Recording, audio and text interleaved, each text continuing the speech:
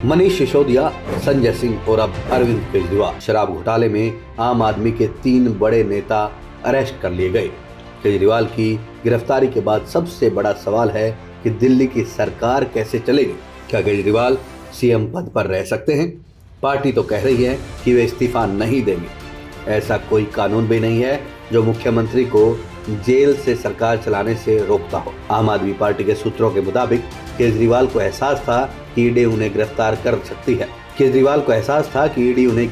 सकती है। इसलिए उन्होंने पहले से प्लान बी तैयार कर लिया था। अगर इस्तीफा देने की नौबत आई तो एजुकेशन मिनिस्टर आतिशी दिल्ली की सरकार चलाएंगी। इस पर पार्टी के भीतर 1 महीने पहले ही बातचीत हो चुकी है। डिप्टी सीएम रहे मनीष सिसोदिया की गिरफ्तारी के बाद उनके विभाग आतिशी को ही दिए गए थे। सूत्रों के मुताबिक अगर केजरीवाल को जेल में ज्यादा समय तक रहना पड़ता है तब भी आतिशी ही उनकी जगह काम करेंगी।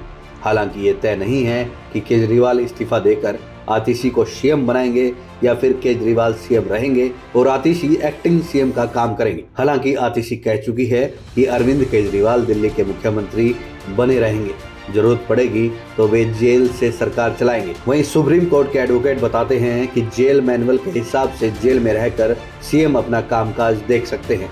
किसी मामले में गिरफ्तारी होने पर जरूरी नहीं कि सीएम इस्तीफा दे। वे जेल में रहते हुए योजनाओं की फाइल पर साइन करने से लेकर कैबिनेट मीटिंग तक अटेंड कर सकते हैं। हालांकि इसके लिए कोर्ट की परमिशन जरूरी है। किसी फाइल पर सीएम के साइन होना हो तो उसके लिए पहले कोर्ट से मंजूरी लेनी होगी। कोर्ट को लगता है कि फाइल पर सीएम के साइन जरूरी है तो उसे जेल प्रशासन को भेजा जाएगा। जेल प्रशासन सीएम से जुड़ी फाइलों पर साइन कराने के लिए एक नोडल ऑफिसर नियुक्त करेगा। वही फाइलों को चेक करके सीएम से साइन कराएगा और फिर उनके ऑफिस के अधिकारी को लौटाएगा। वहीं सुप्रीम कोर्ट के एडवोकेट बताते हैं कि जेल में रहते हुए सीएम कैबिनेट मीटिंग भी अटेंड कर सकते हैं। सीएम ये मीटिंग अपने ऑफिस जाकर दूसरे मंत्रियों के साथ करेंगे या फिर इलेक्ट्रॉनिक मोड से करेंगे, ये कोर्ट तय करेगा। असल में कोर्ट देखेगा कि मीटिंग किस लेवल पर जरूरी है। क्या उस मीटिंग के बगैर सीएम के फैसले नहीं लिए जा सकते या मीटिंग में सीएम का फिजिकली रहना जरूरी है? अगर हाँ तो कितने घंटे मौजूद रहना जरूरी है? कोर्ट को जरूरी लगता है तो वो कुछ घंटे के लिए सीएम को जेल से मीटिंग के लिए बाहर ऑफिस तक जाने की परमिशन दे सकता है। वहीं सीएम जेल में ही रहे और सरकार भी चलती रहे, क्या ऐसा कोई विकल्प हो सकता है? इस पर एडवोकेट बताते हैं कि ये हो सकता है क्योंकि जेल में रहते हुए सीएम अगर खुद सभी फाइलों पर साइन करे या फिर कैबिनेट मीटिंग ले तो वो काफी लंबा काम हो जाता है।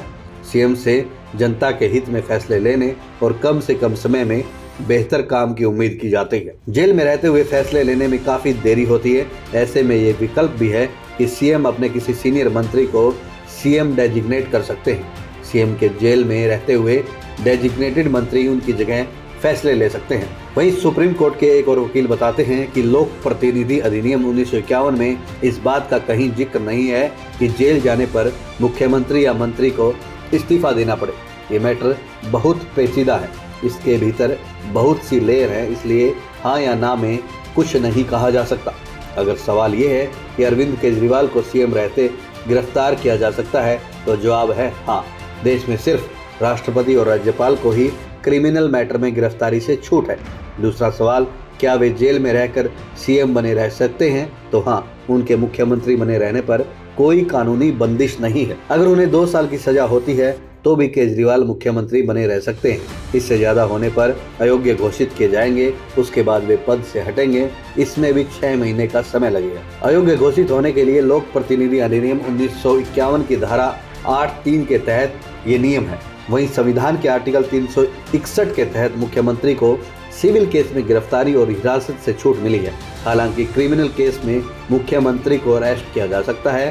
केजरीवाल को ईडी ने अरेस्ट किया है। अगर उन्हें न्यायिक रास्ते में भेजा जाता है तो कोर्ट ही तय करेगा कि केजरीवाल सीएम बने रह सकते हैं या नहीं। संविधान में इसे लेकर कोई नियम नहीं है। हालांकि पहले ऐसा कभी नहीं हुआ कि किसी प्रधानमंत्री या मुख्यमंत्री ने जेल से सरकार चलाई हो। अब देखना होगा कि मुख्यमंत्री केजरीवाल जेल से सरकार चलाते हैं या फिर किसी और को मुख्यमंत्री नियुक्त करते हैं।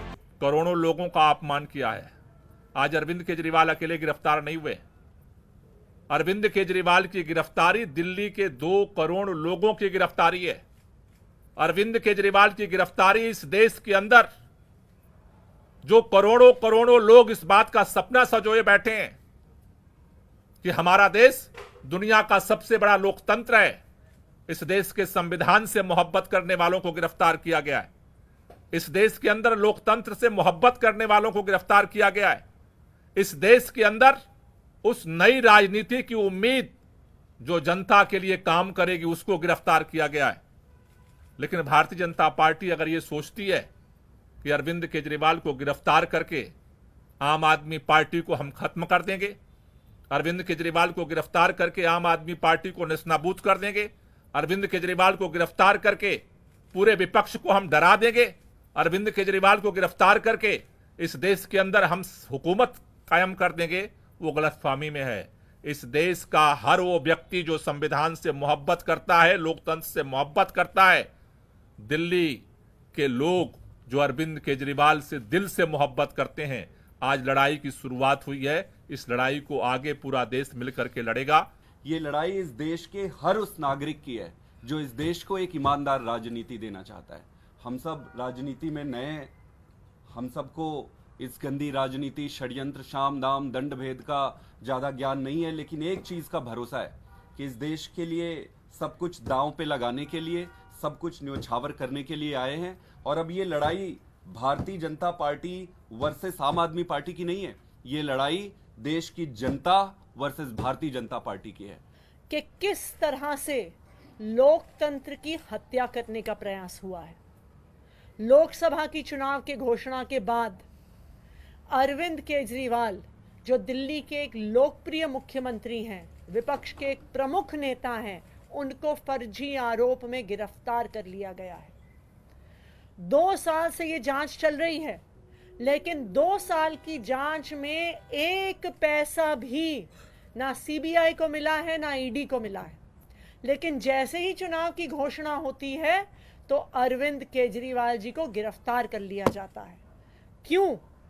इसलिए किया जाता है क्योंकि प्रधानमंत्री नरेंद्र मोदी जी को पता है कि अगर कोई एक नेता उनको चैलेंज करने वाला है तो उस नेता का नाम अरविंद केजरीवाल है। आज भारतीय जनता पार्टी लोकतंत्र की हत्या कर रही है। 2 विपक्ष के मुख्यमंत्रियों को गिरफ्तार किया, एक पार्टी का बैंक अकाउंट फ्रीज कर दिया। क्या इस तरह से भारतीय जनता पार्टी चुनाव जीतना चाहती है? मैं भारतीय जनता पार्टी को यह कहना चाहती हूं कि अगर लड़ाई लड़नी है तो सामने आके लड़ो, राजनीतिक मैदान में लड़ो, चुनाव के मैदान में लड़ो।